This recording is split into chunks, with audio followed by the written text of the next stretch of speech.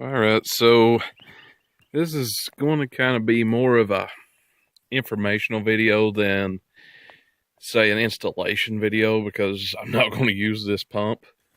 I bought it, and when I bought it, it was about 55 bucks after taxes, and it says it goes for gasoline, diesel, ethanol safe, and had, it had plenty of range of fuels I could use with it. Because what we're doing is we're going to be swapping the white dually of mine to e-fuel. So I was like, okay, this is a Holley pump. Found out today, actually, that Holley is made in Kentucky, so it's fairly local to me. So like, I'm going to support Holley. It's a Kentucky business, so there's that. And it had all the specs that I wanted. It was 12 volts, 4 to 7 psi.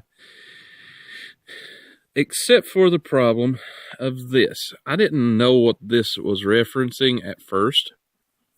So I did some digging after I get it home. And first off and foremost, this is what you get. For 55 bucks, you get the 12-427 pump.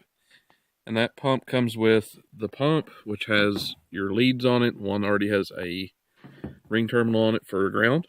So you can just ground it there and just do a one-wire operation to a 12-volt keyed source.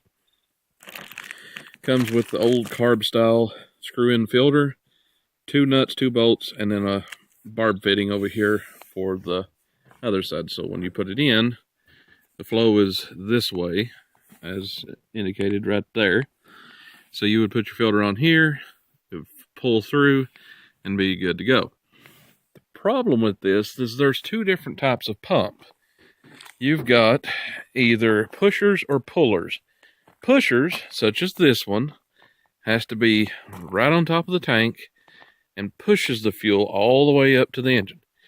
Pullers, on the other hand, can be mounted up here, and it will suction out the fuel back here and suck it all the way to the front.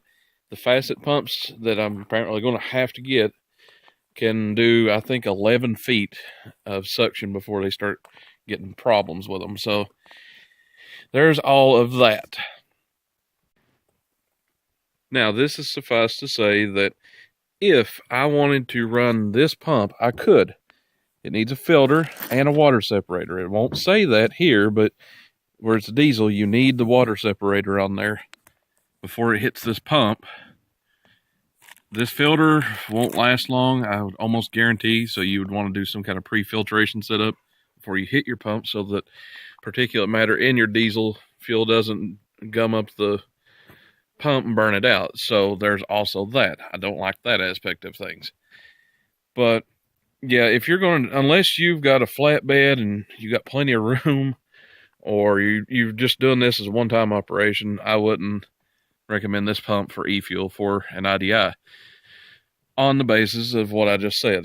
The pump has to be fixed back to the fuel tank, which means little to no room, and you'll have to redo your fuel lines, which I was going to anyway. They're 30 years old, but not the point. If you just wanted to tee this in, it has to be back at the pump, and I wanted this up on the frame rail or over here on the beside the filter head, that way that it's out of the way. So this has to go back, and then I'm just going to have to get me a facet pump and be done with it, because those come on the reefer trucks, and they're designed to run 24/7. So my bad. So we'll go from there, and of course I'll put up a video about the e-fuel setup, how I do mine, some information. So yeah, unless you got some very specific use and you have to do it with this, do not use the 12-427 pump for e-fuel on an IDI.